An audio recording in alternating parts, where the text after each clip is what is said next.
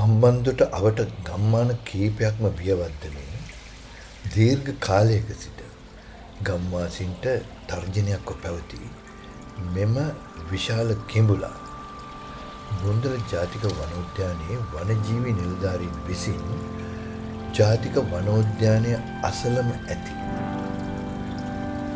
කලපුවකට මුදා හැරීමේ අවස්ථාව අපගේ කැමරා කාචයට හසු කරගත් අයුරු.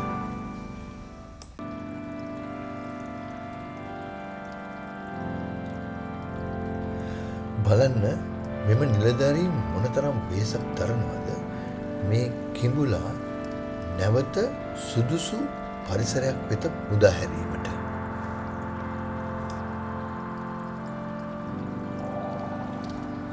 කිඹුලගේ තියෙන භයානකම නිසාම කට තදින් ගැට ගහලා තිබුණත් සතාට කිසිම හානියක් නොවන ආකාරයට මේ සිදු කර තිබීම ඉතාම විශිෂ්ට ක්‍රියාවලියක්.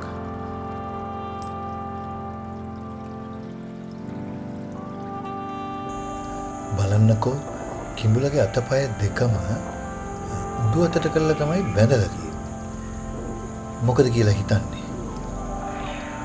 මෙහෙම බඳින්නේ කිඹුලව ප්‍රවාහනය කරද්දී මෙයාගේ බලය ගොඩාක් අඩු වෙන විදිහට තමයි මේ උඩු අතට කරලා කකුල් දෙකයි අත් දෙකයි ගැට ගහලා තිබීමෙන් කිඹුලට දැඟලීමේ ශක්තිය ගොඩක් දුරට අඩු වෙනවා මේ කිඹුලා ප්‍රවාහනය කිරීමේදී.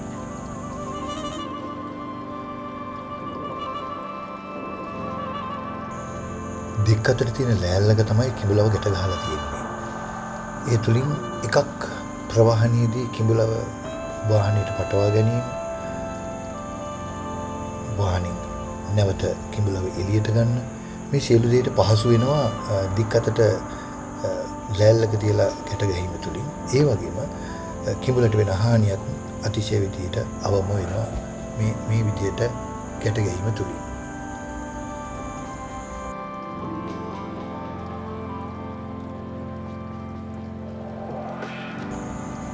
ක්‍රමයෙන් මූණ ගැට ගහලා තියෙන ලනු කොටවල් ටික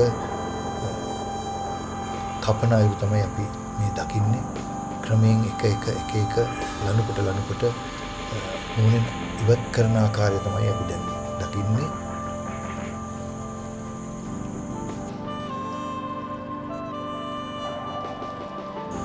ඔබ සාමාන්‍ය ජීවිතයේදී නොදකින දෙයක් තමයි මේ ඔබ ඉදිරියේ අපි මේ පෙන්වීමට උත්සාහ කරන්නේ. බලන්න මේ නිලධාරීන් මොනතරම් වෙහෙසක් දරනවද, මොනතරම්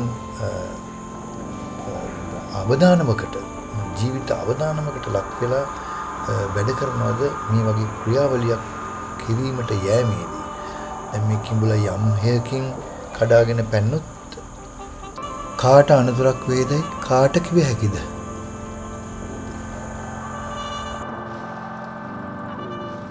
දැන් අපි මේ ක්‍රියාවලියේ උච්චතම අවස්ථාවට ඇවිල්ලා තියෙන්නේ. කට ගැට ගහලා තියෙන බැමි එකිනෙක කපන අයුරු තමයි ඔබ මේ දකින්නේ.